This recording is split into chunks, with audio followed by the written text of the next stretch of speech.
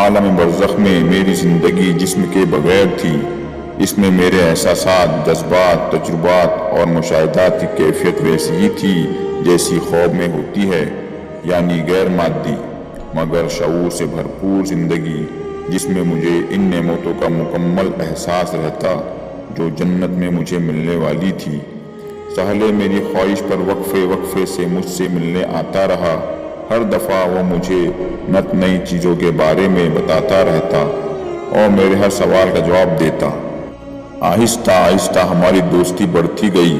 پھر آخری ملاقات میں اس نے مجھے بتایا تھا کہ زندگی شروع ہونے جا رہی ہے، اور اب میں اس کے ساتھ میدان حشر کو تیزی کے ساتھ عبور کرتا ہوا عرش کی طرف بڑھ رہا تھا۔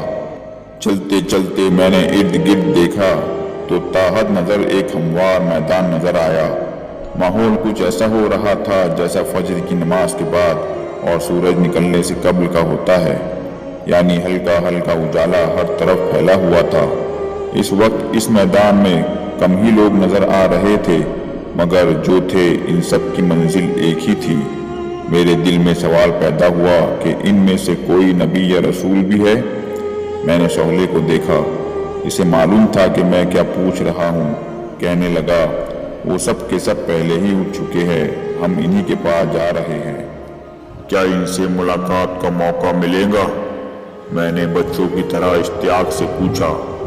وہ چلتے چلتے رکا اور دھیرے سے بولا، اب انہی کے ساتھ زندگی گزریں گی۔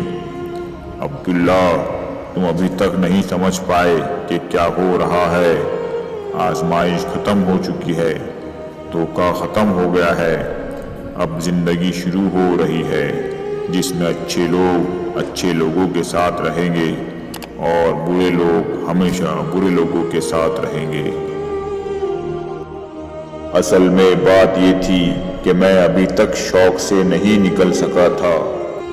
دراصل ابھی تک نئی دنیا کا سارا تعارف عالم برزخ میں ہوا تھا۔ وہ ایک نوعیت کی روحانی دنیا تھی، مگر یہاں حشر میں تو سب کچھ مادی دنیا جیسا تھا۔ میرے ہاتھ، پاؤں، احساسات، زمین، آسمان، ہر چیز وہی تھی جس کا میں پچھلی دنیا میں عادی تھا۔ وہاں میرا گھر تھا، گھر والے تھے، میرا محلہ، میرا علاقہ، میری قوم۔ یہ سب سوچتے سوچتے میرے ذہن میں ایک دھماکہ ہوا۔ میں نے رک کر سہلے کو دونوں ہاتھوں سے پکڑ لیا۔ میرے گھر والے کہاں ہیں؟ میرے رشتہ دار، احباب سب کہاں ہیں؟ ان کے ساتھ کیا ہوگا؟ وہ نظر کیوں نہیں آ رہے؟ سہلے نے مجھ سے نظریں چرا کر کہا، جن سوالوں کا جواب مجھے نہیں معلوم وہ مجھ سے مت پوچھو۔ آج ہر شخص تنہا ہے، کوئی کسی کے کام نہیں آ سکتا۔ اگر ان کے اعمال اچھے ہیں تو یقین رکھو وہ تم سے آ ملیں گے، ان کے ساتھ کوئی زیادتی نہیں ہوگی، اور اگر ایسا نہ ہوا تو سہلے جملہ نامکمل چھوڑ کر خاموش ہو گیا۔ اس کی بات سن کر میرا چہرہ بھی بجھ گیا۔ اس نے میرے کندھے پر ہاتھ رکھ کر میرا حوصلہ بڑھایا اور کہا، اللہ پر بھروسہ رکھو، تم خدا کے لشکر میں لڑنے والے ایک سپاہی تھے، اس لیے پہلے اٹھ گئے ہو، باقی لوگ ابھی اٹھ رہے ہیں۔